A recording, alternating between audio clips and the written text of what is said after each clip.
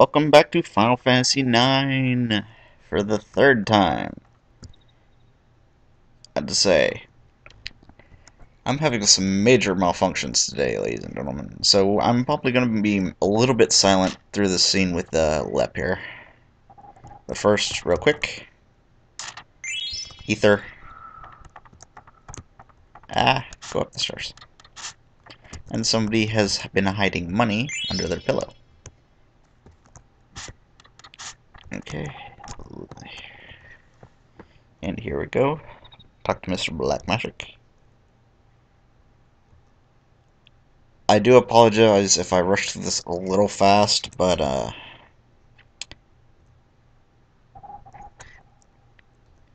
one of the issues that's been causing a re-recording here is I went over time once,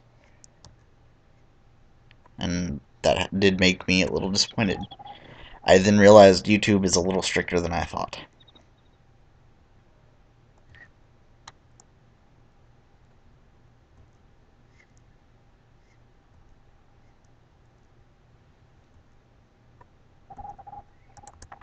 Okay.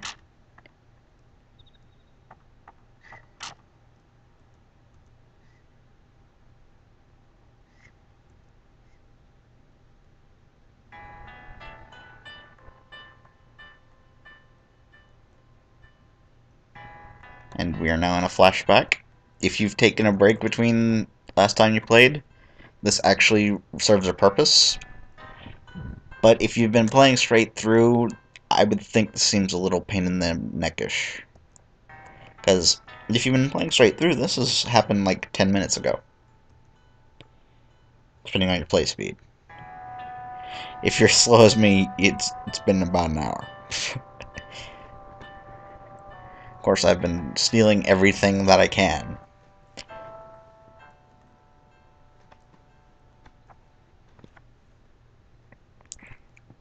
Which, that steal everything that I can is actually going to put me ahead for this next fight. A little too far ahead, almost.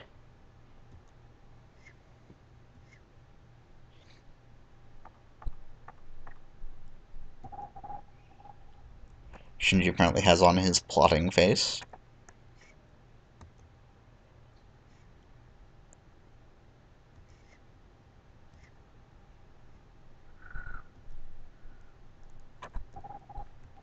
About to say, the boss isn't upstairs where you think he would be. And here's a wrist. About to say, we're going to grab a few treasures before we go talk to the boss. Marcus here is guarding Richard. Richard's not really acting up. After the crash here in the Prima Vista back here, we get a new treasure where the little bit of gill was earlier in the game. Let's say more treasure. Another leather hat. And down here, which we couldn't access before, is a Phoenix Down. If you need to save, there's a Kupo down there. The same Kupo as always. Gotta say, I forgot. That's later. You'll see that, what I'm talking about there later. And the boss is actually over here. Apparently he has a cold.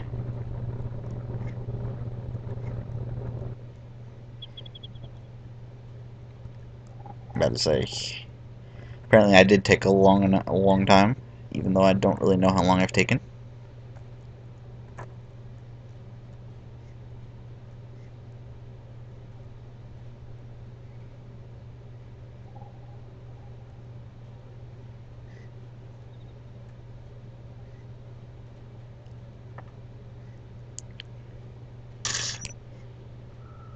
A little bit of a good reason, a little bit of a technological reason for moving into the other room.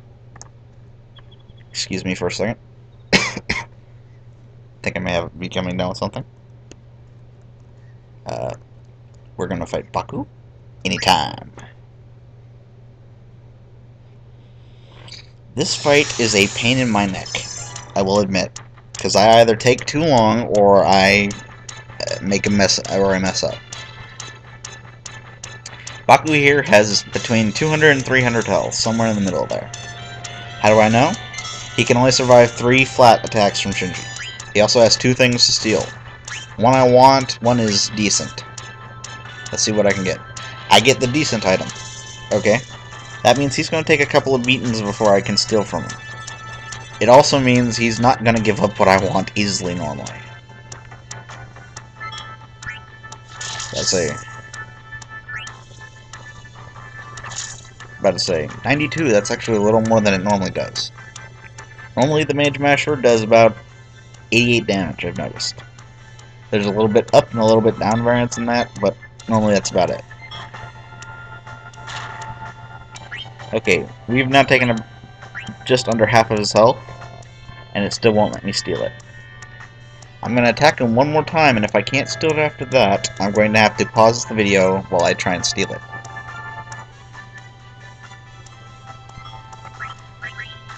Thankfully he wasted that turn, so I don't have to waste a turn healing quite yet. See, a little bit up, a little bit down.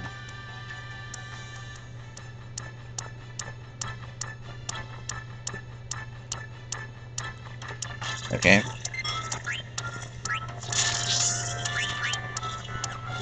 I know I still have enough HP to deal with any attacks he has. Okay. I didn't get the sword, so I'm going to pause the recording here and gonna keep trying to get that sword. We'll be back whenever I get it. See you in a bit. Oh, look at that! Right after I pause the video to heal, I get the iron sword. That is the fastest it's been stolen this fight in a while. Okay. And I don't have to use another potion later on. Sweet. Fight's over.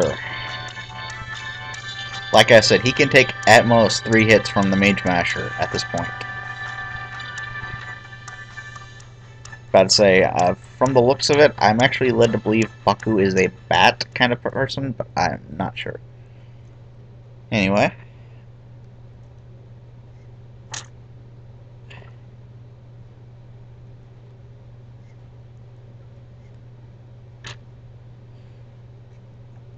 He probably has more HP, but at a certain point I'm pretty sure it triggers the into the battle kind of function.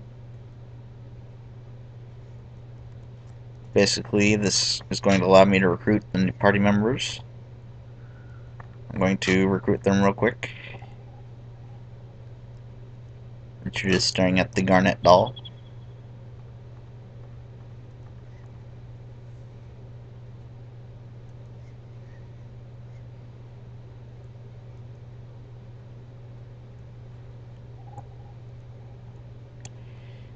I'd like to mention that if they didn't kidnap her, she would have hit aboard the ship anyway.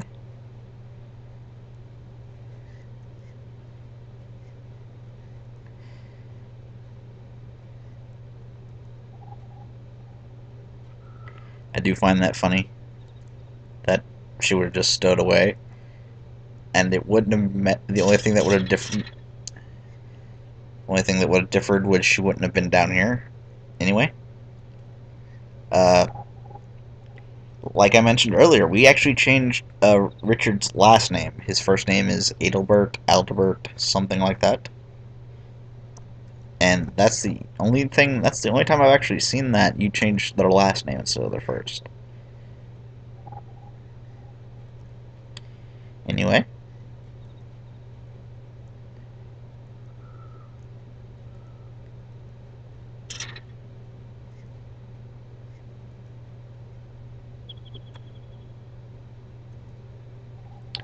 Yes, Royal Knight Thief.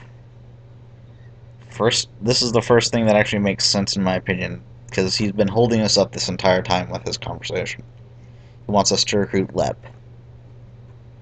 And it's true, he does have strong powers. Once again, treat him like a mage.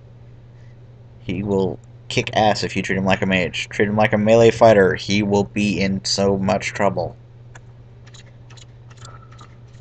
I find it funny, Richard walks out with the Garnet doll and it's never mentioned again. Even if you talk to Senna, you cannot do anything with it. I'd say there's an ether hidden here with Rusty.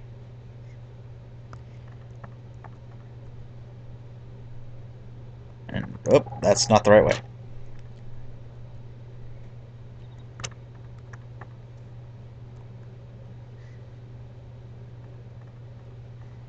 I'd say Rusty Lep's in here.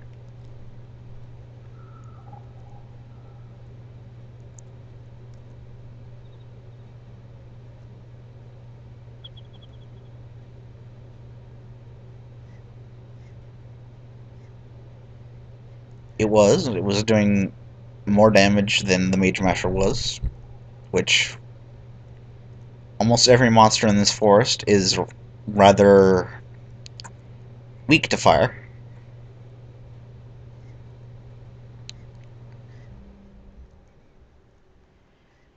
Gotta say.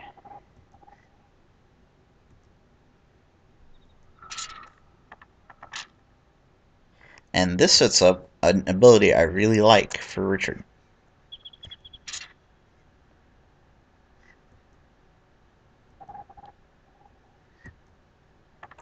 Gotta say. And I think we're gonna end this episode off here. I'm a little afraid this might have been rushed, but anyway. Hope you had a nice time. See you later.